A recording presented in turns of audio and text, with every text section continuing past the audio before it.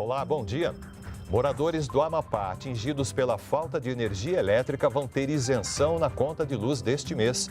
O presidente Jair Bolsonaro assinou medida provisória para compensar as perdas da população. Retomada da economia. Aprovado pelo Senado o projeto da nova lei de falências para as empresas, que segue agora para a sanção do presidente da República. E veja também, um gesto que salva vidas. Campanha incentiva a doação de sangue em tempos de pandemia. Hoje é quinta-feira, 26 de novembro de 2020. O Brasil em Dia já está no ar.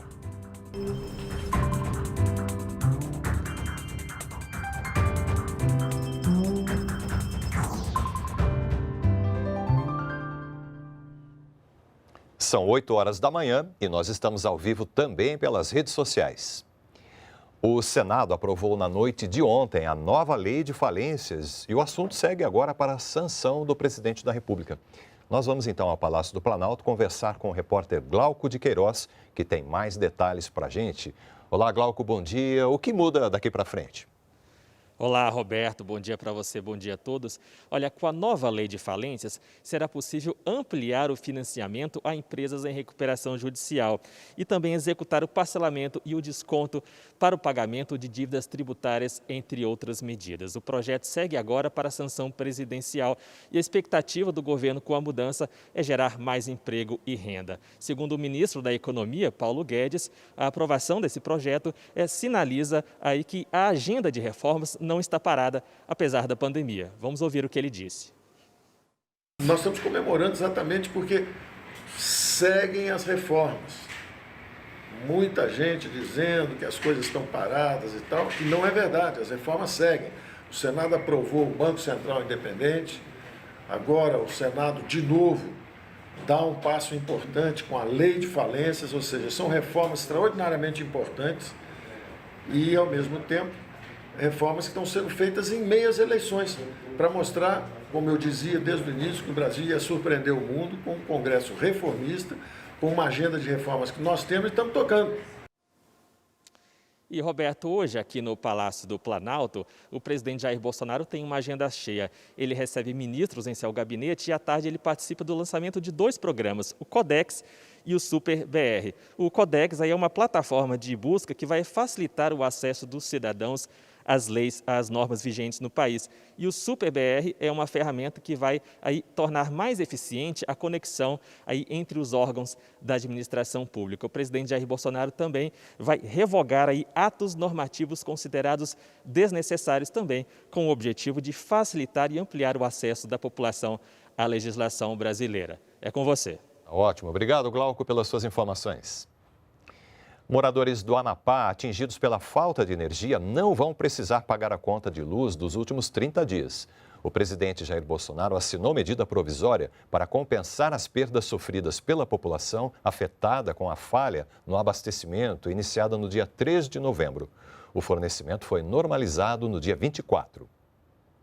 Agora é para valer. Os moradores do Amapá não precisarão pagar a conta de luz do mês de novembro. Ajuda porque muita gente perdeu os seus gêneros, víveres, alguns trabalhavam com isso. Agradecemos aqui ao Parlamento brasileiro também, que já se mostrou favorável a aprovar essa medida provisória. O governo também autorizou a antecipação de benefícios pagos pelo INSS para os moradores do Amapá. São 2 modalidades de antecipação. Na primeira, o benefício regular será pago para os amapaenses no primeiro dia do calendário, ou seja, dia 22, e não de forma escalonada. Essa antecipação é automática. Na segunda, a pessoa pode sacar o valor de mais um benefício e ter esse valor descontado em folha em até 36 meses sem juros. Esse pedido deve ser feito diretamente na agência bancária. A antecipação dos benefícios do INSS vale enquanto durar o estado de calamidade pública no Amapá, decretado por conta do apagão que atingiu o estado neste mês. Mais de 60 mil pessoas devem ser beneficiadas. O pedido de uma parcela extra deve mobilizar 75 milhões de reais. O Pix, novo sistema instantâneo de pagamentos, foi criado para oferecer uma alternativa barata, segura e transparente para transações financeiras. Em entrevista nesta quarta-feira à Voz do Brasil, programa de rádio produzido pela EBC, o presidente do Banco Central, Roberto Campos Neto, afirmou que o Pix reduz o custo para a população e para as empresas, além de gerar novos modelos de negócio. Quando nós pensamos o que as pessoas esperavam em termos de um serviço de pagamento, o que aparece é que as pessoas querem algo que seja rápido, barato, seguro, transparente e aberto. Então a gente vê o que está acontecendo ao redor do mundo em termos de evolução do sistema de pagamento e essas são as características. Nós entendimos que o Banco Central precisava avançar nesse sentido e o Pix foi criado exatamente para atender essa demanda da população. O Pix tem essas características, tem uma característica de ser uma transferência muito barata, vai gerar novos modelos de negócio, vai abaixar o custo operacional de pequenas empresas. A Caixa fez um balanço do terceiro trimestre de 2020. Entre as principais ações está o pagamento de grande parte dos benefícios que a população recebeu durante a pandemia. Durante a pandemia, a Caixa Econômica Federal já pagou 261 bilhões de reais em auxílio emergencial a mais de 67 milhões de pessoas. Já o benefício emergencial, o BEM, foi pago pelo banco a mais de 4 milhões de trabalhadores, um total de 14 bilhões e meio de reais. Para permitir o acesso aos recursos, de acordo com a Caixa, foram abertas 105 milhões de contas poupanças sociais digitais gratuitas, incluindo 38 milhões de contas para cidadãos considerados invisíveis, sem cadastro no governo. A nossa prioridade é atender a população neste momento tão sensível de pandemia e onde o auxílio em especial faz toda a diferença. Em relação ao saque emergencial do FGTS, 45 milhões de pessoas sacaram da Caixa 28 bilhões e meio de reais. E a antecipação do abono salarial do PIS pagou mais 4,6 bilhões de reais a 6 milhões de pessoas. A Caixa calcula que 7 em cada 10 brasileiros adultos recebam do banco um dos benefícios oferecidos pelo governo. A Caixa é o banco responsável pelo pagamento de 120 milhões de pessoas. Então, certamente, nós vamos continuar focado no mais importante, que é ajudar as pessoas nesse momento de pandemia. E a Caixa paga hoje o auxílio extensão de R$ 300 para os beneficiários do Bolsa Família com NIS final 8. Também nesta quinta está liberado o saque em dinheiro do auxílio emergencial para os trabalhadores nascidos em julho, que estão nos ciclos 3 e 4 de pagamentos. Quase 60 milhões de reais deixaram de ser pagos indevidamente com o cancelamento de benefícios irregulares do seguro-defeso. Um grupo de trabalho do INSS está analisando todos os cadastros. O INSS analisou 260 mil pedidos de seguro-defeso e encontrou irregularidades em mais de 20 mil contas.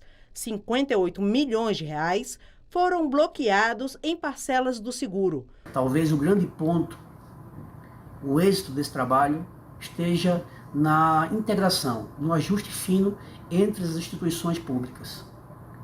Elas, unidas, irão proporcionar o direito a quem realmente tem direito e combater o desvio de recurso público.